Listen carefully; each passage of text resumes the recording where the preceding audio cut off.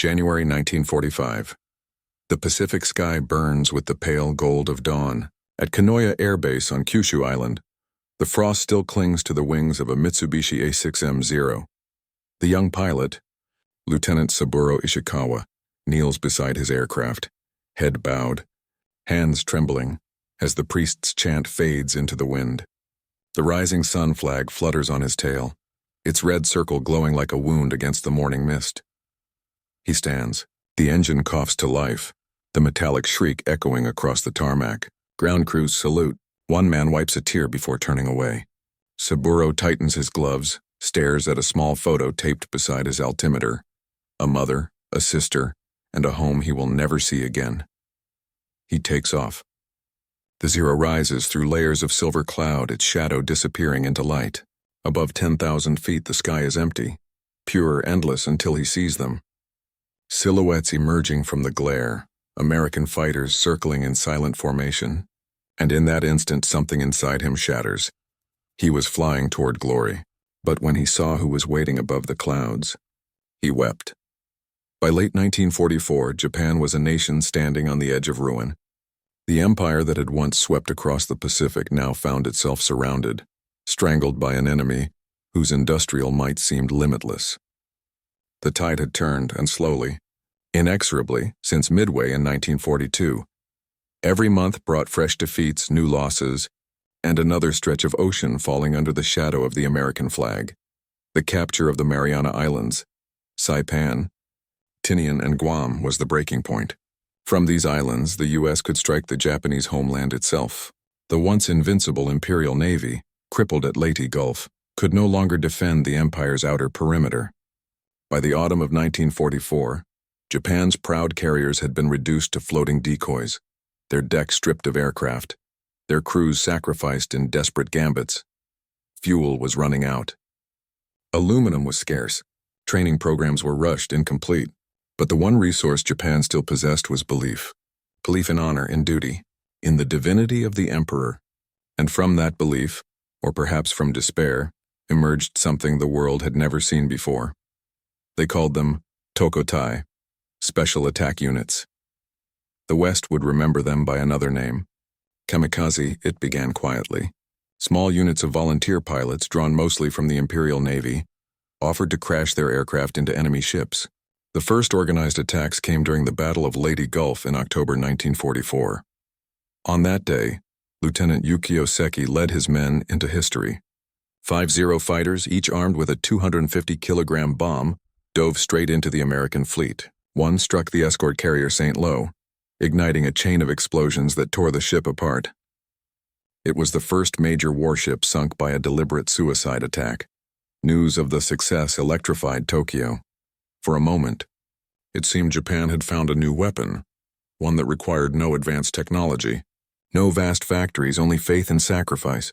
Admiral Takejiro Onishi, the man often called the father of the kamikaze, declared that such human bombs could change the course of the war. If we are prepared to die, he said, we can destroy the enemy 10 times over. In truth, Onishi was a man crushed by hopelessness. He knew Japan could no longer win. The kamikaze plan was not strategy. It was desperation wrapped in ritual, yet it offered something the nation needed: the illusion of control, the echo of honor amid defeat. Across Japan, propaganda turned death into duty. Newspapers printed poems from fallen pilots treating their sacrifice as divine. Posters urged young men to become the flowers of the emperor's garden. At military academies, cadets wrote farewell letters, composed death haikus, and lined up to volunteer. Many were barely 20 years old. Some had never flown solo. As 1945 approached, kamikaze units multiplied. Bases across Kyushu, Kanoya, Chiran, Kushira became gateways to eternity. Pilots lived in barracks beside makeshift shrines. They drank sake with their commanders the night before missions, posed for photographs, and handed over their personal effects. To die was to serve. Yet beneath the ceremonies and speeches, fear lingered. Some pilots volunteered out of patriotism, others because refusal meant disgrace. A few hoped naively that the war would end before their turn came, but the order always came, and when it did, there was no turning back. By the winter of 1944-45, the kamikaze had become Japan's final weapon. An army of young men transformed into living missiles. They would strike American fleets at Leyte, Luzon, and Okinawa. But behind every takeoff was the same silence. The silence of a nation watching its sons vanish into the clouds. And it was from this silence that Lieutenant Saburo Ishikawa took flight, one among thousands destined to fall before the empire itself did. To understand the kamikaze, one must step inside the world that created them, a world built on devotion, fear, and ritualized obedience. By early 1945, Japan's airfields had become factories of sacrifice. At Kanoya, Chiran, and Bansei, pilots lived in sparse wooden barracks beneath the distant thunder of American bombers. Each morning began the same way: a bow to the rising sun, a chant to the emperor, and flight drills that blurred the line between discipline and worship. The training was short, often no more than a few weeks. The Imperial Navy no longer had time to mold aces. Instead, instructors taught the basics: takeoff, navigation, and precision dive. The rest, the courage to die, was expected to come from within. In lecture halls, officers spoke not of tactics but of destiny. They told recruits that Japan stood as the last fortress of purity in a corrupt world. They were taught that the emperor was divine, that to die in his service was the highest honor a man could achieve. It was not a suggestion. It was a sacred truth. And yet behind the straight-backed salutes and fiery slogans there was hesitation. Many of these young men had grown up in universities, in homes filled with books and laughter. They wrote poetry, played instruments, and dreamed of futures now erased by the war. The night before their missions, they wrote letters filled with quiet sorrow, words meant to be found long after their ashes had scattered across the Pacific. "I am not afraid to die," one pilot wrote, "but I cannot stop thinking of my mother's tears." The aircraft they flew, the Mitsubishi A6M0, was once Japan's pride. Fast, agile, and graceful, it had dominated the early years of the Pacific War. But by 1945, the Zero was obsolete. American Hellcats and Corsairs outclassed it in speed, armor, and firepower. Yet for the kamikaze, the Zero's light frame made it ideal. It could carry heavy explosives and still glide with precision. A final elegance turned into a weapon of self-destruction. Each Zero was modified for its deadly purpose. The landing gear was removed to save weight. A 250-kilogram bomb was bolted beneath the fuselage. Once airborne, the pilot had no intention and no possibility of returning. Before takeoff, there were rituals. Pilots wore white headbands, hachimaki, embroidered with the red sun or the words Hisho, certain victory. They drank a final cup of sake, received a 1,000-stitch belt from their mothers or fiancés, and prayed before the shrine of Yasukuni, where fallen soldiers were enshrined as spirits. The farewell ceremony was both beautiful and unbearable. The entire base would line the runway, waving flags, singing patriotic songs. Commanders would salute. Some men smiled bravely. Others wept openly. The pilots climbed into their cockpits, engines roaring, cherry blossoms swirling in the wind. Nature's own applause for their departure. But the sky above Japan was no longer forgiving. The routes to Okinawa and the Philippines were watched by American radar and patrolled by fighter screens. Most kamikaze planes never reached their targets. Many were shot down before they could dive. A few crashed into the sea, their engines starved of fuel. Still, every success and every ship damaged or sunk was celebrated as divine proof of Japan's spirit. Radio broadcasts praised the fallen as heroes, whose sacrifice had turned defeat into moral victory. The emperor himself sent words of gratitude, yet even within Japan's high command, doubts grew. Some officers whispered that the kamikaze strategy was draining their last reserve of trained pilots. Others feared the moral toll, the silent guilt that spread through bases as more and more young men vanished. Admiral Onishi, who had once declared that death could save Japan, began to visit the airfields himself. He bowed before each departing pilot, his face pale with exhaustion. For the men who remained, every dawn brought the same sound: engines rising into the sky, followed by the long, hollow quiet that came after. And in that quiet, Lieutenant Saburo Ishikawa prepared for his own flight. His orders were simple: intercept an American task force east of Okinawa. But what awaited him beyond those clouds would not be glory. It would be recognition. Recognition of the men above him, the enemy pilots circling the same sky, young and afraid, just like him. The human angle, the faces behind the flags each. Kamikaze pilot carried two identities, the soldier of the emperor and the son of a mother who would never see him again. This conflict between duty and humanity defined the tragedy of the kamikaze. In propaganda films, they appeared as radiant heroes, smiling beneath their flight goggles, hands raised in salute. But in the letters and diaries they left behind, a different truth emerged. Private thoughts scratched onto rice paper spoke of loneliness, of fear, of dreams interrupted. One pilot wrote on the eve of his final mission, "I wish to be reborn in a peaceful Japan, to see the cherry blossoms again without hearing the guns." Another, barely 19, asked his teacher to care for his younger sister. These were not men eager for death. They were boys raised in a culture where dying for the emperor was not just honorable, it was expected.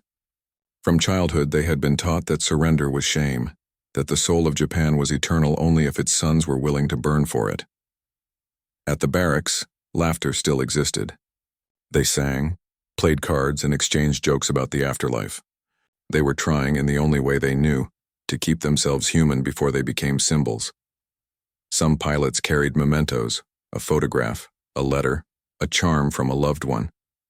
Others taped small dolls or paper cranes inside their cockpits. One surviving mechanic recalled finding a kamikaze plane that had crashed short of its target. Inside, untouched amid the wreckage, was a folded letter to a mother, sealed with tears. These men did not crave death. They accepted it, and in that acceptance lay both their courage and their tragedy. The tactical angle, desperation is strategy. By the winter of 1944, Japan's military command understood the numbers. The U.S. Pacific Fleet possessed over 100 aircraft carriers. Japan had fewer than 10. Its pilots were undertrained, its aircraft outdated, its resources exhausted. Conventional tactics had failed. Every naval engagement since Midway had ended in disaster. The American doctrine of overwhelming air superiority left no room for parity. And so the kamikaze was born, not as a symbol first, but as a calculation. The logic was grimly simple. One pilot, one plane, one ship. If a single fighter could destroy a carrier or cruiser, then Japan might delay invasion and force a negotiated peace. In the early months, this appeared plausible. Kamikaze attacks inflicted significant losses. Between October 1944 and January 1945, they sank or damaged more than 300 Allied ships. American sailors began to dread the drone of approaching engines. Radar operators called out, "Bogey inbound," and everyone knew what it meant. But the cost to Japan was catastrophic. Each strike consumed trained pilots and precious aircraft that could never be replaced. And the effectiveness was unpredictable. For every successful hit, dozens of planes were shot down by anti-aircraft fire or intercepted by American fighters long before reaching their targets. Tactically, it was a war of attrition Japan could not sustain. Strategically, it was a statement of faith, that willpower could defeat machinery. Yet the kamikaze did have one undeniable impact: psychological warfare. To the Allied fleet, these attacks seemed almost inhuman. Sailors spoke of the terror of watching a flaming plane dive straight toward them, its pilot never turning away. It shattered morale, even among the hardened crews of destroyers and carriers. American commanders quickly adapted. Combat air patrols were expanded. Radar picket ships formed an outer ring around the fleet, designed to intercept the suicide planes early. But still, they came, day after day, wave after wave. For Japan, the kamikaze became both weapon and warning. It told the world that this nation would not surrender easily, that even in defeat it could wound the giant bearing down upon it. But in the cold logic of warfare, courage could not replace oil, steel, or factories. And as Japan's skies filled with smoke, the truth became harder to deny. The empire was sacrificing its sons faster than the enemy could be stopped. The technological angle, the Zero's final evolution, the way. Kamikaze was not born from technological innovation, but from the tragic adaptation of it. The Mitsubishi A6M Zero, first introduced in 1940, had once been the terror of the Pacific. Light, agile, and far-ranging, It could outmaneuver nearly any Allied fighter in the early war. At Pearl Harbor, at Coral Sea, and over Java, the Zero ruled the sky. Its secret lay in design philosophy. The Japanese engineers pursued perfection in weight reduction and maneuverability. Every gram mattered. Armor was sacrificed, self-sealing fuel tanks omitted. In 1940, that trade-off made sense. In 1945, it meant death. When the kamikaze doctrine took hold, engineers modified Zeros for suicide missions. Bomb racks replaced guns. Fuel tanks were overfilled for longer range. Landing gear was often removed entirely. There was no need to return. The aircraft became flying bombs, crude yet terrifyingly effective. Other aircraft were adapted too. The Yokosuka D-4Y Suisei dive bomber, the Nakajima Ki-43 Oscar, and even obsolete trainers. Japan turned everything that could fly into potential weapons. The most extreme evolution came with the Yokosuka MXY-7 Oka, nicknamed the Baka bomb by American troops. It was a manned rocket-propelled missile, a glider with a warhead and just enough fuel for one strike. Dropped from a mother plane, it could reach nearly 600 miles per hour. Its impact could tear through steel decks, but launching it required approaching dangerously close to the enemy, and most were destroyed before release. Technology had become theology. The same engineering brilliance that once symbolized Japan's rise was now consumed by its obsession with sacrifice. The Zero, once a masterpiece of flight, became a coffin of steel and flame, the wings of a generation sent to die for a war already lost. The leadership angle, the weight of command, the face of the kamikaze strategy was Admiral Takejiro Onishi, a man torn between duty and conscience. He had served the Imperial Navy since its glory days, a brilliant staff officer who once believed in Japan's technological supremacy. But by 1944, Onishi saw the truth. Japan could no longer win. When the American landings at Leyte began, he proposed the special attack units, not out of confidence, but despair. His reasoning was brutally pragmatic. "If we are to lose men," he said, "let their deaths at least count for something." To his subordinates, Onishi was calm, courteous, almost gentle. He spoke to pilots before their missions, offering quiet words instead of orders. Yet behind his composed exterior lay a profound sorrow. He often visited the airfields at Chiran and Kanoya, bowing deeply to each departing kamikaze. Mechanics later recalled his trembling hands as he saluted the young men who were about to die for his decision. Onishi knew what he was asking, that an entire generation be sacrificed to preserve the illusion of honor. When Japan surrendered in August 1945, he could not bear it. He committed ritual suicide, seppuku, leaving a final note that read, "I wish to express my heartfelt apology to the souls of these brave men who died believing in our cause. May the youth of Japan find a better path in the future." His death was not an act of glory. It was atonement. Leadership in the kamikaze's story was never about command. It was about guilt, a burden carried by those who ordered others to die while knowing it would change nothing. The enemy angle, the American view from the sea, for the men of the U.S. Navy. The kamikaze was both nightmare and mystery. In battle reports, they were described with military precision. Enemy aircraft diving at steep angle, hit forward deck at 1425 hours. But no report could capture the human shock of what those sailors witnessed. On the decks of carriers like USS Franklin, Bunker Hill and Enterprise crews watched as planes, sometimes flaming, sometimes intact, plunged straight toward them. Some pilots waved before impact. Others came in silent and steady, guided only by the certainty of death. The explosions were devastating. A single kamikaze hit could tear through flight decks, ignite fuel lines, and kill hundreds in seconds. During the Okinawa campaign alone, more than 30 Allied ships were sunk and nearly 400 damaged. Over 4,900 sailors were killed. Yet amid the chaos, something unexpected happened: respect. American survivors wrote in letters and diaries of their bewilderment at the courage of these young men. "They came straight through hellfire," one gunner wrote, "and never flinched." Some pilots who survived encounters described the eerie stillness of watching a kamikaze plane approach. "You could see his face," one said. "He was just a kid. He looked calm." For many Americans, the kamikaze became the symbol of Japan's fanaticism, the idea that their enemy valued death over life. But for others, it was a haunting reminder that war strips humanity from both sides. After the war, when American occupation forces uncovered letters and photos from kamikaze pilots, the tone changed. Newspapers began publishing translations, messages filled not with hatred but sorrow. Mothers, lovers, poems about cherry blossoms and peace. The enemy was no longer faceless. He was human. And that revelation, for many veterans, was harder to bear than the attacks themselves. The moral angle, between honor and horror, the kamikaze stands at a crossroads between heroism and tragedy, between the moral codes of two worlds. In Japan's ancient code of Bushido, the warrior's death was a path to purity. To die for one's lord without hesitation or regret was to transcend the fear of mortality. In that cultural framework, the kamikaze were not seen as victims but as saints. Their death was not suicide.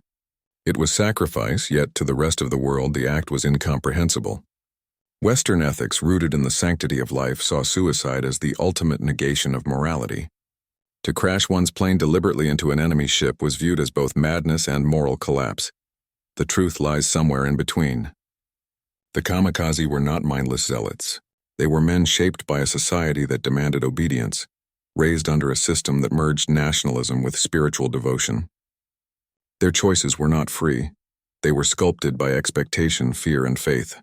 There was moral conflict even within Japan. Many priests and educators wept for the pilots they blessed. Families struggled to reconcile pride with unbearable grief. Some secretly prayed their sons' missions would be delayed, that fate might intervene. And yet, even after Japan's surrender, the memory of the kamikaze did not fade into shame. It became part of the country's complicated identity, both condemned and revered. At Chirin Peace Museum today, visitors can still read the pilots' final letters displayed beside their photos. Many end with the same words, "I go smiling, for my country and for peace."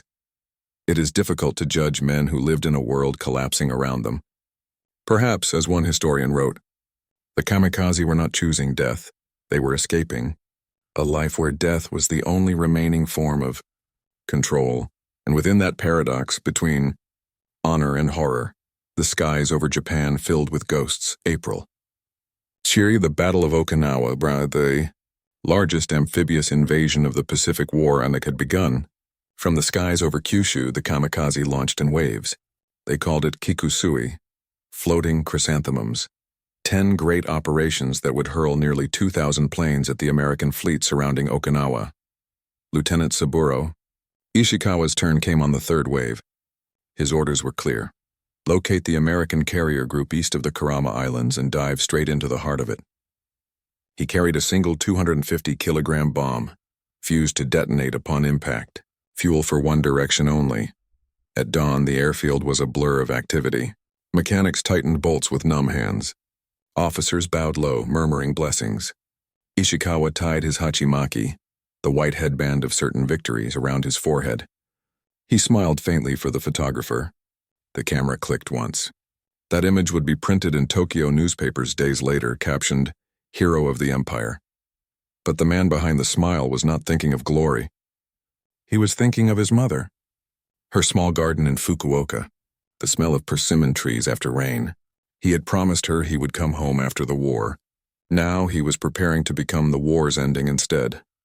His Zero shuddered down the runway and lifted into the gray morning sky. Behind him, the base grew smaller, a patch of earth filled with faces that would soon fade into memory. As he climbed above the clouds, the noise of the world disappeared. Only the hum of the engine remained, steady and hypnotic. Below, the sea stretched out like molten steel, dotted with specks of white wake, the moving shadows of the U.S. Navy. He reached 8,000 feet. The sun glared through the mist. His hands tightened around the control stick. He thought of the words Admiral Onishi had once said, "Die for the Emperor and you will live forever." But what did forever mean, really, when all that awaited was flame? Then movement, a glint to the east. Ishikawa squinted through his goggles. The shapes emerged slowly like ghosts forming from mist. American fighters circling above the fleet in tight formation. F-6F Hellcats, blue-gray and massive, cutting across the sunlight. His breath caught. They had seen him. The radio crackled with voices, brief bursts of static and farewell. The other kamikaze planes in his group were already breaking formation, diving toward the ships below. Trails of smoke arced through the clouds. Anti-aircraft guns opened fire, their burst blooming like black flowers. He should have followed. That was his mission, but he couldn't. The American fighters were climbing toward him, their wings flashing. He could almost see the pilots inside. Young men like him, faces hidden behind glass. He imagined their fear, their exhaustion, their longing for home. And in that instant, the idea of enemy dissolved. All that remained were men. Men trapped by duty, by orders, by the machinery of nations that demanded their lives. The lead Hellcat fired. Tracers whipped past his cockpit. Bright orange streaks cutting through the cold air. One struck his wingtip, shredding metal. Another tore through the fuselage. Smoke filled the cabin. Ishikawa steadied the stick, coughing, vision blurring. The ocean below was chaos, explosions, flames, the distant silhouettes of ships. He could dive now, end it, fulfill his mission. But something inside him rebelled. He thought of the boy in the other cockpit at perhaps 19, perhaps homesick. He thought of his mother's hands planting flowers in the soil. He thought of how small the world looked from up here and how foolish men were to divide it with war. Tears welled in his eyes. For the first time, he was not crying out of fear but out of understanding. He pulled the stick upward. The plane climbed sharply, engines roaring against gravity, smoke trailing behind like a dying comet. Below, anti-aircraft fire ceased and the enemy confused. He broke through the clouds into pure sunlight. For a moment, everything was silent. The clouds below glowed white, endless and soft. He was alone again, far above the killing fields, far from orders and nations. Then calmly he removed his flight gloves. He reached for the photograph taped beside his altimeter. His mother, his sister, their faces forever smiling. He whispered, "Gomen nasai." "I'm sorry." The Zero began to lose power, its wounded engine sputtering. Ishikawa closed his eyes. He did not dive. He did not turn back. The plane drifted higher still, gliding into the light. From below, the American pilots watched, puzzled. The kamikaze was not attacking. It was climbing, ascending slowly, wings trembling until it vanished into the sun. No one ever saw it fall. The sun over Okinawa did not shine. It burned. For nearly 3 months, from April to June 1945, the island became the last and bloodiest battlefield of the Pacific. The Americans called it Operation Iceberg. Japan called it the last gate before the homeland. By then, the kamikaze were no longer a shock. They were a storm. From bases across Kyushu, hundreds of planes took off every day, flying low over the sea to evade radar, each carrying one pilot and one purpose. They came in waves so relentless that American sailors began to speak of them not as men, but as weather, a hurricane of steel and fire that would not stop. During the first week of the Okinawa campaign, the U.S. fleet endured over 700 kamikaze attacks. Destroyers, carriers, and transports alike became targets. The USS Bunker Hill was struck on May 11th. 2 planes hit within seconds, igniting aviation fuel across the deck. In minutes, the ship became a floating inferno. Nearly 400 sailors were killed, 264 wounded. Men jumped into the sea, their uniforms burning. Survivors recalled the silence just before impact, the eerie calm as the kamikaze descended. "He came straight for us," one sailor wrote later. His plane was on fire, but he never flinched. "I saw his face through the canopy. He looked peaceful." That word, peaceful, echoed through countless testimonies. For the Americans, the kamikaze represented both terror and pity. They admired the courage, but despised the cause. For the Japanese command, those same deaths became statistics, numbers in dispatches, proof of divine wind. But behind the heroic reports lay catastrophe. Japan's air arm was being annihilated. By the end of May 1945, the Imperial Navy Air Service had lost more than 1,500 aircraft and nearly as many pilots. Many were barely trained. Some never even reached their targets, lost to storms or mechanical failure. At the airfields of Kyushu, the turnover became unbearable. Each night the barracks grew emptier. Photographs disappeared from walls. Rice bowls sat untouched on mess tables. Mechanics buried scraps of uniforms behind the runways. Even the commanders began to falter. Reports from the front grew increasingly grim. American radar nets were improving, interceptors more efficient. Anti-aircraft fire was now precise and deadly. The kamikaze's effectiveness was falling, dramatically. Still, the orders came. Still, the planes rose. Admiral Onishi and his staff spoke of spirit-defeating science. But inside the control rooms, officers stared at maps crowded with red pins, each one marking a pilot who would never return.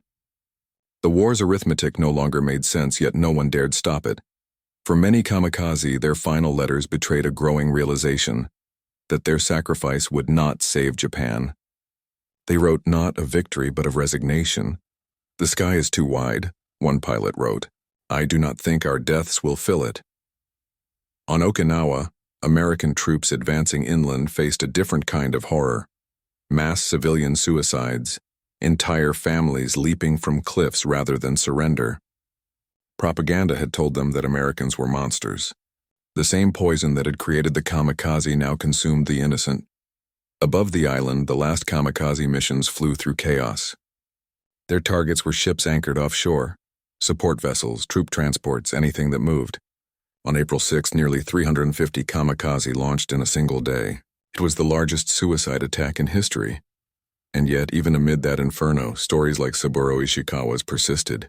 American pilots reported seeing several Japanese aircraft break off their dives at the last moment, spiraling harmlessly into the sea. Others crashed short as if the pilots had deliberately missed. Some believed mechanical failure. Others whispered something different, that the men had chosen life or at least mercy in their final seconds. The Japanese press never mentioned those who turned away. But among surviving airmen, those moments became legend, the pilots who returned to the sun.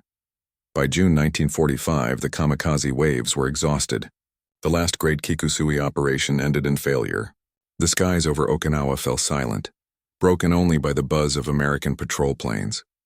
The once proud Imperial Navy had ceased to exist. In Tokyo, as news of the defeat reached the high command, even Onishi's staff knew the truth. Japan had burned its future for the illusion of honor. When the emperor finally spoke to his people in August, his voice trembling through static, he called upon them to endure the unendurable.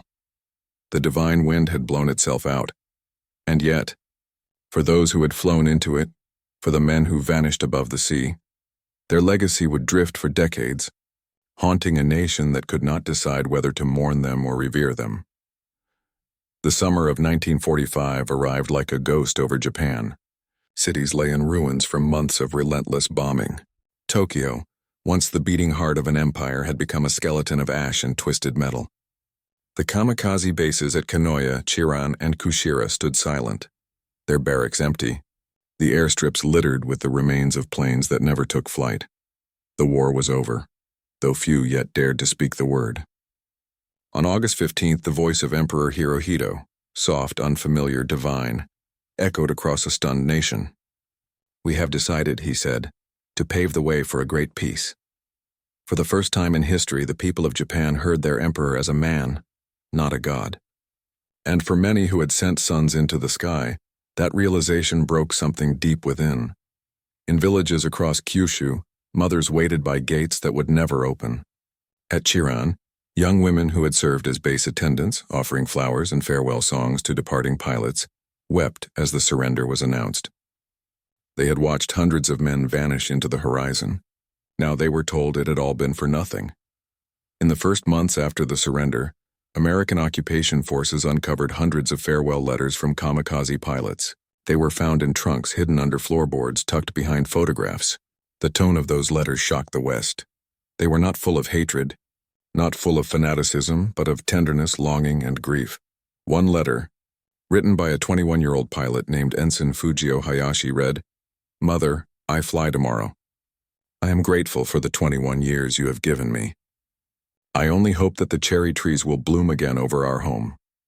Another, unsigned, ended simply, "Please forgive me for leaving first." The Allies expected to find monsters. Instead, they found poets. And the realization was painful for both sides. For the Japanese survivors, guilt replaced glory.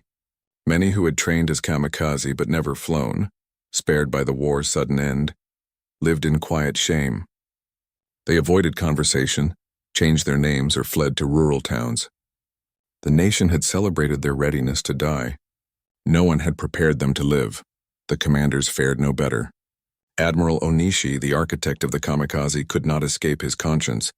On August 16th, the day after the Emperor's broadcast, he wrote his final words and knelt in silence within his Tokyo home.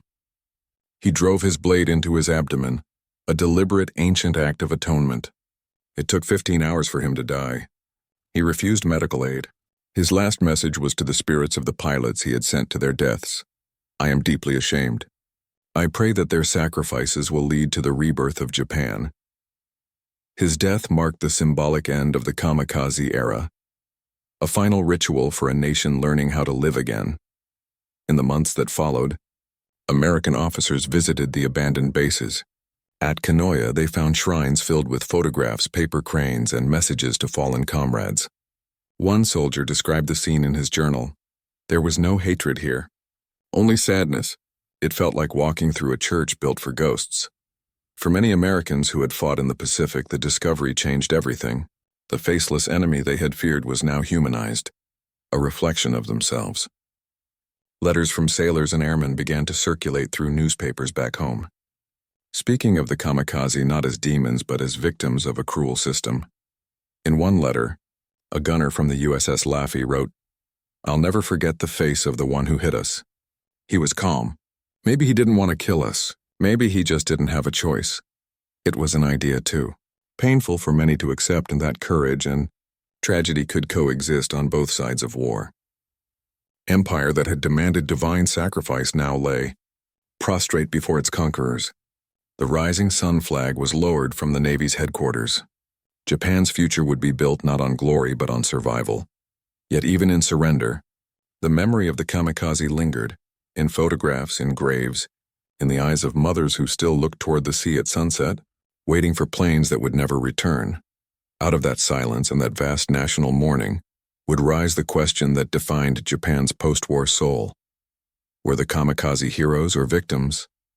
Would you like me to continue to Section 2 of Aftermath, exploring the legacy, post-war remembrance, and how Japan and the world came to understand these men in the decades that followed? You said yes. ChatGPT said Aftermath, Section 2, 750 words. In the years that followed Japan's surrender, the nation began the slow, painful process of remembering. But remembering the kamikaze was never simple. They were symbols of pride, yet also of regret. Their faces appeared on posters and textbooks in black and white photographs that once inspired worship. Now, they inspired questions. At first, the post-war government avoided speaking of them altogether. Japan was under Allied occupation, its military disbanded, its people struggling to rebuild amid ruins. There was hunger, humiliation, and an urgent desire to forget. The word kamikaze, once shouted in triumph, became taboo, but forgetting proved impossible. Too many families still kept their letters, their mementos, the fading photographs of sons who never came home. In every village there was a shrine or an empty chair. By the 1950s, a new Japan began to emerge, democratic, industrial, pacifist.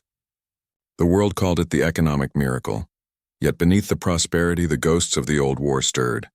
Former pilots, now elderly, began to speak. Some told their stories anonymously. Others stood before cameras, trembling as they remembered. A few had been saved by chance. Mechanical failures, sudden weather changes, the abrupt end of the war. They had lived with guilt for decades. I envied the ones who died. One ex-kamikaze confessed in a 1965 interview. They finished what they were told to do. I still wake up every night hearing the engines. The question of meaning, of whether those deaths had achieved anything, haunted an entire generation. For some, the kamikaze were martyrs. For others, they were victims of manipulation, their courage stolen by men who could not face their own defeat. The moral divide ran deep. In school textbooks, the kamikaze were described as self-sacrificing youth. Critics protested, arguing that such language glorified death. Teachers, parents, and historians debated endlessly. Should they be remembered with reverence or with sorrow? In 1975, the Chiran Peace Museum for Kamikaze Pilots opened in southern Kyushu, near one of the original bases. Inside, glass cases displayed the pilots' final letters, photographs, and personal belongings. Visitors were often overcome not by patriotism but by grief. The faces in those frames were too young, their handwriting too gentle. One exhibit featured a letter written hours before takeoff. If only I could have been born 10 years later. I might have studied, fallen in love, and grown old. But I was born in this time, so I will die in it. Outside, cherry trees bloom every spring, the same blossoms that symbolize the fleeting beauty of life, and that Japan once used as metaphors for noble death. But here, they are a prayer for peace. Meanwhile, in the West, the kamikaze became a paradoxical image, both feared and romanticized. In Hollywood films and documentaries, they were portrayed as fanatics, their courage twisted into something alien. Yet as historians gained access to wartime archives and letters, a more human portrait emerged. American veterans began visiting Japan, some returning to the very bases that had launched the planes which tried to kill them. At Chiran, one former U.S. Navy officer left a note in English. "We were enemies once. Now I see we were brothers, all young, all afraid." That note remains on display to this day. By the 1990s, Japan had become a nation defined not by empire, but by reflection. The kamikaze were no longer weapons of propaganda. They were mirrors of a national soul that had survived by confronting its own darkness. Filmmakers, poets, and authors began exploring the complexity of their story, not as villains or heroes, but as human beings trapped by history. In 2001, when Japanese Prime Minister Junichiro Koizumi visited the Yasukuni Shrine, controversy reignited. Among those enshrined were the names of the kamikaze. Some saw the visit as honoring sacrifice. Others saw it as reopening old wounds. The debate continues today, each generation reinterpreting the meaning of those who flew into eternity. Yet, across political lines, one truth endures. The kamikaze remind Japan of what happens when faith in death replaces faith in life. Today, visitors to Chiran, Kanoya, and other memorials stand in silence before photographs of the pilots, smiling faces frozen at 20, 21, 22. School children bow their heads. Veterans wipe their eyes. And for a brief moment, the noise of the world disappears. Above the exhibits, a small plaque reads, "They were not gods. They were men." And that sentence, simple, fragile, true, carries the weight of a century. The skies above the Pacific are quiet now. No engines, no smoke, only the wind. The same wind that once carried boys into legend and then into silence. The story of the kamikaze is not one of madness, nor blind loyalty. It is the story of what happens when a nation convinces its youth that death is the highest form of devotion. It is the story of courage corrupted by desperation, of faith weaponized by fear. Saburo Ishikawa, whether real or remembered, stands as a symbol of every man who looked down through the clouds and saw not enemies, but reflections of himself. He was a pilot, a son, a dreamer who loved his mother's garden and the morning light on Kyushu's hills.